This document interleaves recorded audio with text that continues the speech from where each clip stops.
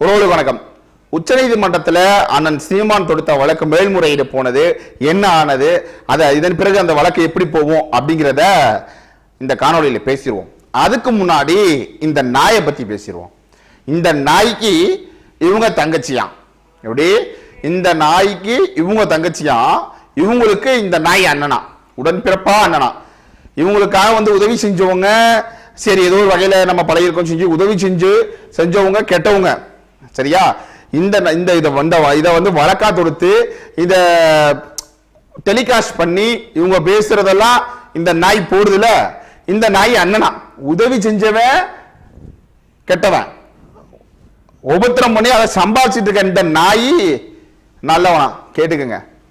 அதாவது நம்ம யாரையும் பேசுற இந்த நாயை தான், முக்தார் தான்.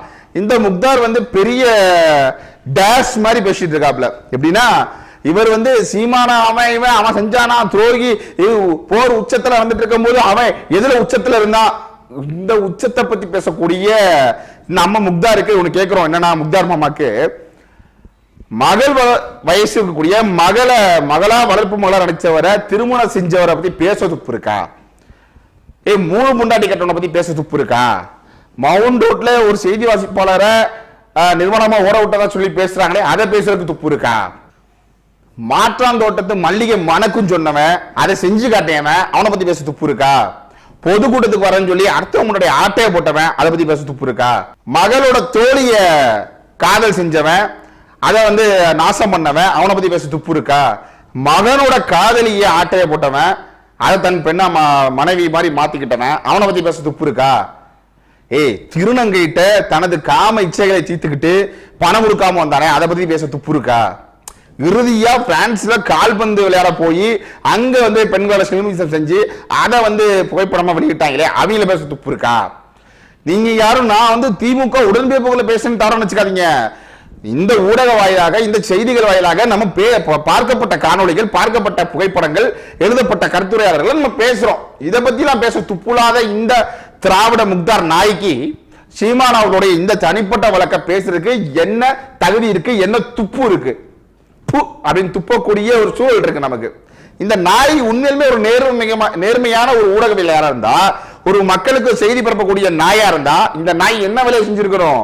மக்களுக்காக தொடர்ச்சியா நினைக்கிற இந்த அண்ணா யூனிவர்சிட்டியில் நடந்த கற்பழிப்பு முத கொண்டே தினம் தினம் தினம் தினம் இந்த 2 மாதத்துல 3வது மாதம் தொடர்ந்துச்சு. இந்த வருடத்துல, இந்த ஆண்டுல 3 மாதத்துக்குள்ள கிட்டத்தட்ட 100 பாலியல் வழக்கு பதிவாயிருக்கு, 100 கொலைகள் நடந்திருக்கு.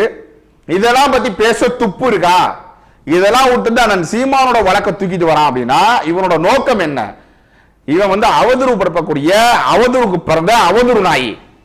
அப்ப இவனோட வேலை என்ன அப்படின்னா, கேவலப்படுத்த வேண்டியது. ஒரு தமிழ் தேசியம் பேசக்கூடிய ஒருவரை கேவலப்படுத்தணுங்கிற நோக்கம். ஆனா சீமானுக்கும் விஜயலட்சுமிக்கு கூடிய பொண்ணுக்கும் தனிப்பட்ட ஒரு விடயத்தை அதை அவர்கள் அந்த விஜயலட்சுமி சொல்லக்கூடியவங்க தவறா பயன்படுத்துறதை வைத்துக்கொண்டு அவங்களுக்கு உதவி செய்யணுங்கிற போக்க இவன் சம்பாரிச்சுக்கிட்டு அந்த காணொலியை எடுத்து வெளியில போறது வரதும் சொல்லி கேவலப்படுத்த வேண்டியது. நான் என்ன கேட்கிறேன், கேவலப்படுத்த உன்னையே கேவலப்படுத்திடுற நாய். அந்த அம்மா என்ன சொல்லுதுன்னா, நீ எனக்கு ஒரு அண்ணங்குது, தங்கச்ச ஒழுங்கா வளர்க்க துப்பு இருக்காடா, துப்பு கட்ட நாய். சொல்லு, உன் தங்கச்சி இப்படிதான் வளர்ப்பியா? என்னடா உன் தங்கச்சி இப்படி கேவல கட்ட போய் கிடக்கு? இதான் நீ வளர்க்குற ஒரு ஒழுக்கமான வளர்க்கக்கூடிய ஒரு பொண்ணாடா? இப்படிதான் தெரியுமாடா? உன் வளர்ப்பு சரியில்லை நாய். ஏன்னா நீ தான் அண்ணன் சொல்லி நம்ம சர்டிபிகேட் கொடுத்துருக்கல, அப்ப நீ ஒழுங்கா வளர்க்கல. இந்த நாய் வளர்க்காம இந்த நாய் உட்காந்துட்டு என்னென்ன காணொலியில உட்காந்து பெரிய இது மாதிரி உட்காந்து ஈழ தமிழனும் ஒருத்தனை காட்டுமா, அப்படியே டிவில காட்டுவானா, உட்காந்து அவங்களுக்கு பேட்டி எடுப்பானா, சீமானுக்கு ஏன் உதவி பண்றீங்க, அவன் பாருங்க அதை பண்ணா இதை பண்ணா அப்படின்னு கழுத்தறுத்த கோழி மாதிரி துடி துடி துடி துடிக்கிறியே. இந்த ஆட்சி மாறாமல் இருக்க போதா? இது உன் கையில சிக்காம இருக்க போதா? சொல்லு, நீ தப்பிச்சிருவியா? பேசிய பேச்சுகளுக்கு நீ சின்ன பின்னமா ஆகுவ முக்தார், கண்டிப்பா ஆகுவ. அதாவது நாகரிகமான பேச்சை தான் நம்ம பேசணும், நாகரிகம் மட்டும் பேசக்கூடாது அப்படின்னு எவ்வளவோ நம்ம கட்டுப்படுத்தினாலும் உன் முகரை பார்க்கும் பொழுதே நாகரிகமாவது ஹைகோர்ட் ஆகுது அப்படின்னு தோணுது. இது நான் சொல்லல, இதுவும் ஊடகத்துல பார்த்தது அப்படி ஆயிடுது. அப்ப என்ன மாதிரி சூழல்ல நீ இருக்க, எங்களை எந்த சூழல்ல தள்ளுற? மானங்கட்ட பையில இந்த தினம் தினம் நடக்கக்கூடிய பாலியல் கற்பழிப்பு, இந்த சமூகத்துல சீர்கேட நடக்கக்கூடியது, போத மாத்திரை வித்துட்டு ஜாபர் ஷெட்டு அமீரோட அக்கௌண்ட்ல பணத்தை போட்டுக்கான்னு சொல்றாங்க, அதை பத்தி பேச துப்பு இல்ல. இந்த திராவிடம் பொய் பேசி நிறைய வேலைகளை செய்து ஆளுகிற அரசை பத்தி பேச துப்பு இல்ல. ஏன்னா அவங்கள்ட்ட வாங்கி தின்னுட்டு அவங்க ஊத்துறத குடின்னு குடிக்கிறிய தண்ணிய குடிச்சிட்டு தான் நீ இவ்வளவு பேச்சு பேசுற. உனக்கு உண்மையிலுமே சோத்துல உப்பு படுத்துனா நீ இதெல்லாம் சரியா பேசு, இதையும் சொல்லி பேசு. நீ தான் மானக்கட்ட தெரியல. சரி, அதை விழுவோம். அந்த மானக்கட்ட நாயை பத்தி பேசி நம்ம மானத்தை இழக்க வேணாம்.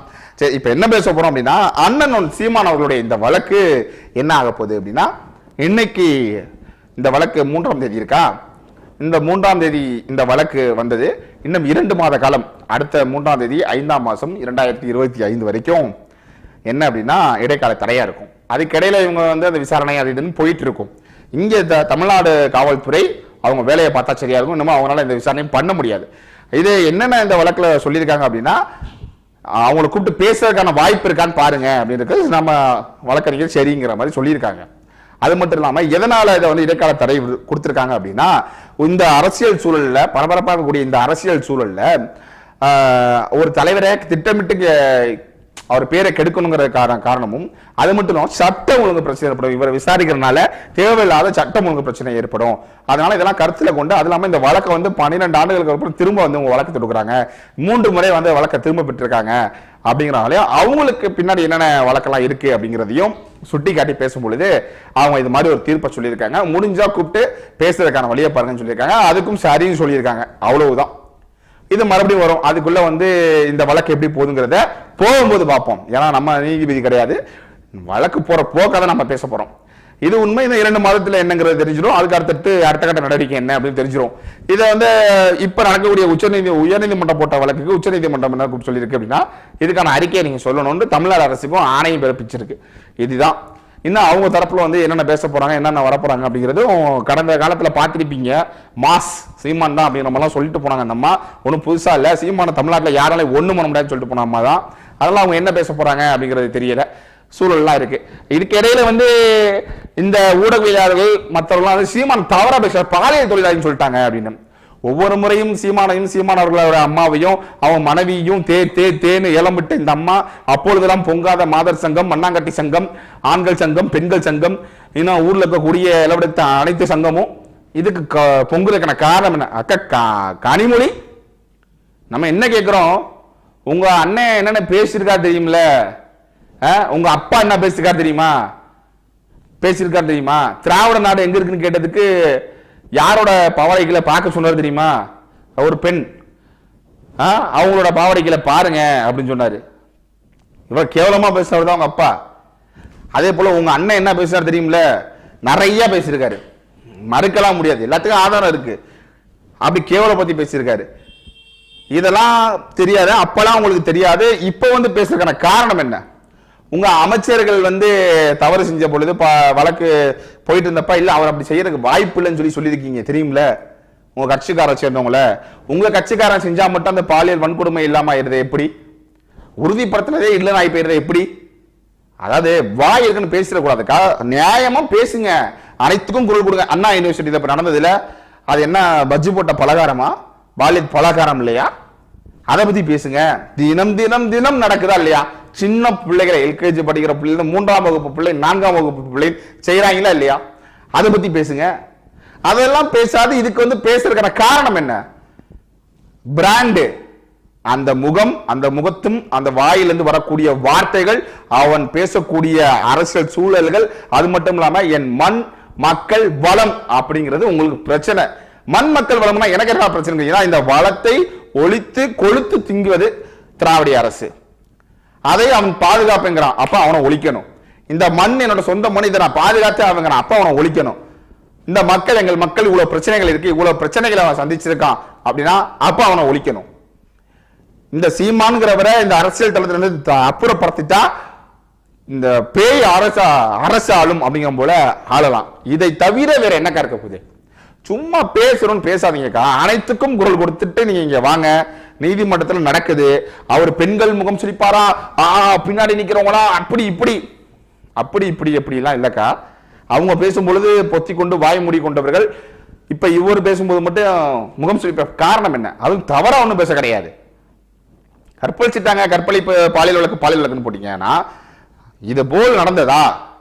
என்ன நடந்ததுன்னே வழக்கோட முகாந்தம் என்னன்னு தெரியாம முகங்கட்ட நாயங்க பேசுதே அப்படின்னு கேட்கிறாரு. அதை தெளிவா தெரிஞ்சுக்கணும். திரும்ப திரும்ப திரும்ப இத்தனை ஆண்டு காலமா அதை விடுங்க, அதை பார்த்துக்கலாம், அதை விடுங்க பார்த்துக்கலாம் அப்படின்னு அவர் சொல்லும் போதெல்லாம் அவர் நாணயமா இருந்தாரா இல்லையா? பெண்ணியம் காக்கப்பட்டுச்சா இல்லையா? திரும்ப திரும்ப திரும்ப கற்புங்கிறது பெண்களுக்கு மட்டும் இல்லக்கா, ஆண்களுக்கு இருக்கு. இதே அந்த விஜயலட்சுமியோட புகைப்படத்தை மேல் சட்டை இல்லாது அரை நிர்வாணமா பகிர்ந்தா சும்மா இருந்திருக்குமா? இந்த ஊடகங்கள் சும்மா இருந்திருக்குமா? நீதியரசர்கள் சும்மா இருப்பாங்களா? அந்த அந்த பெண்ணுக்கும் அவருக்கும் தொடர்பு இருந்ததாக இருக்கட்டும், அவர் பகிர்ந்தா சும்மா இருந்திருக்குமா? ஆனா அவரோட புகைப்படத்தை பொது வெளியில பகிர வேண்டியதுக்கான காரணம் என்ன? அப்ப அதை இவ்வளவு நாட்கள் இவர்கள் அமைதியா காக்க வேண்டிய சூழல் என்ன? அப்ப இதெல்லாம் கோபம் வரும்ல. அது எப்படி வலி வேதனை பெண்களுக்கு மட்டும்தான் இருக்கு, ஆண்களுக்கு இருக்காது? மனவேதனைங்கிறது பெண்களுக்கு தான் இருக்கும், ஆண்களுக்கு இருக்காது. நீங்க எப்படிக்கான நீங்க கருதலாம்? எல்லாத்தையும் பேசுங்க, பொதுவா பேசுங்க. செஞ்ச பெண் செய்தாலும் ஆண் செய்தாலும் தவறு. இந்திய சட்டம் என்ன சொல்லுது? ஆணும் பெண்ணும் ஒரு தவறை செய்தால் பெண்ணுக்கு இந்த தண்டனையும் ஆணுக்கு இந்த தண்டனையும் இல்லையே. அப்ப நீங்க தொடர்ச்சியா ஒரு ஆணை மட்டும் கார்னர் பண்ணி அடிக்கிறதுக்கான காரணம் என்ன? இவ்வளவு பொங்குறாக்கா அவங்க பேசும்போது பொத்தி கொண்டு தானே இருந்தார்கள் வாய. அதையும் பேசிருக்கணும்ல. தேவையாக்கா ஏதோ பேசணும்னு பேசாம நாட்டு மக்களுக்கு நல்லது செய்ய முடியல, சரி மேற்கொண்டு எப்படி திருடலாங்கிற பத்தியாவது யோசிங்க. அதை விட்டுட்டு தொடர்ச்சியா நீங்க அண்ணன் சீமானை தாக்குவதற்கான காரணம் என்னங்கிறது இங்க இருக்கக்கூடிய அனைவருக்குமே தெரியும். திமுக இந்த வேலையை செய்து அனைவருக்குமே தெரியும். அதனால இதை விட்டுட்டு வேற வேலைகள் இருந்தா நம்ம செய்யலாமா அப்படிங்கறத மட்டும் நீங்க யோசிச்சு திட்டமிட்டு செஞ்சா சரியா இருக்கும். திரும்ப திரும்ப இது ஒரு வழக்கு, இது ஒரு பேச்சு அப்படின்னு நம்ம பேசணும் அப்படின்னா அர்த்தமல்ல. அதுதான் வழக்கு அந்த அம்மா தொடுத்திருக்காங்க, அண்ணன் தொடுத்திருக்காரு. அது இப்போ உச்ச நீதிமன்றம் போயிருச்சு. அது தீர்ப்பாகவும் அவங்களுக்குள்ள என்ன அண்டர்ஸ்டாண்டிங் ஆகுறாங்க, என்ன பஞ்சாயத்து அவங்க பாடு. இந்த வழக்கினால இந்த மண்ணுக்கு ஏதாவது இருக்கா? ஒரு மயிரும் கிடையாது. அப்புறம் எதுக்கு அதை பேசுறீங்க? நீங்க செய்யக்கூடிய நல்ல திட்டங்களை பத்தி பேசுங்க. நல்லது இருந்தா தானே பேச. அப்ப அதெல்லாம் விட்டுட்டு இதை மட்டும் பேசுறதுக்கான காரணம் என்ன? லூலு குரூப் நடத்துறாங்க சுபவி, தெரியுமா தெரியாதா? அதே விஜயலட்சுமி சொல்லக்கூடிய ஒரு பெண்ணு ஏகப்பட்ட கூட நின்று புகைப்படம் கண்ட மாதிரி எடுத்திருக்கு, தெரியுமா தெரியாதா? அதை ஒரு பொண்ணு பாதிக்கப்பட்ட பொண்ணு ஒரு வலைவலியில கொடுத்து வழக்கு போயிட்டு இருக்கு, அது தெரியுமா தெரியாதா? அதே சுபவி சொல்றாரு திருமணம் கடந்த உறவு, கள்ளக்காதல், காதல் எழுதிய நல்ல காதல் கள்ளக்காதல், திருமணம் கடந்த உறவு அப்படிங்கிறாரு. இப்ப அவர் பொண்டாட்டிய இப்ப நான் பார்க்கலாம் அப்படிதான் சொல்ல வராரு. திருமணம் கடந்த உறவு, செருப்பு கல்வி அடிக்க தோணுமா தோணாதாக்கா? அந்த அம்மா நீ அடிப்பாங்களா அடிக்க மாட்டாங்களா? அப்ப இது தவறு இல்லையா? அப்படி பேசக்கூடாது. இதுக்கு கண்டனம் தெரிவிக்கணுமா இல்லையா? இந்த அது எப்படி இந்த திராவிட இயக்கங்கள் திராவிடர்களுக்கு மட்டும் சரியா செயல்படுறாங்க பேசுறாங்கிறீங்க? அப்ப எல்லாத்தையும் பேசுங்கக்கா. நியாயவாதி நேர்மைவாதியா இருக்கிறவங்க அனைத்தையுமே பேசணும்ல. அதெல்லாம் விட்டுட்டு உங்க பாட்டுக்கு பேசிட்டு இருந்தீங்கன்னா சரியா இருக்குமா? நீதி நேர்மை நாணயம்லாம் அனைவருக்கும் இருக்கணும்க்கா. அது சீமானுக்கு மட்டும்தான் இருக்கணும் அப்படிங்கிறது கிடையாது. அது சீமான் மேலதான் காட்டணும் சட்டத்திட்டங்களும் கிடையாது. எல்லோருக்கும் பேசுங்க. அதெல்லாம் விட்டுட்டு தொடர்ச்சியா நீங்க இந்த மாதிரி குற்றம் சாட்டிக்கிட்டு நீங்க ஒரு பாராளுமன்ற உறுப்பினரா இருக்கீங்க, ஆளக்கூடிய கட்சியில ஒரு பாராளுமன்ற உறுப்பினரா இருக்கீங்க. நீங்க எதுக்கு குரல் கொடுக்கணும் தெரியாம நீங்க சல்லிப்பைய மாதிரி குரல் கொடுத்துட்டு இருக்கீங்க. நீங்க தான் வாடகை வச்சிருக்கீங்களே இதெல்லாம் பேசக்கூடாதுன்னு, அந்த சல்லிப்பை சரியா செயல்படும் சொல்ல வரீங்களா? அவங்க பேசுறதுங்க, நீங்க ஏன் பேசுறீங்க? அப்ப நீங்களும் சல்லிப்பையோட சேர்ந்து சல்லிப்பையெல்லாம் போக்கணும்னு சொல்ல வரீங்களா? தயவு செய்து ஆக்கப்பூர்வமா சிந்தித்து செயல்படுங்கன்னு சொல்லி இந்த காணொலியை நிறைவு செய்வோம். நன்றி.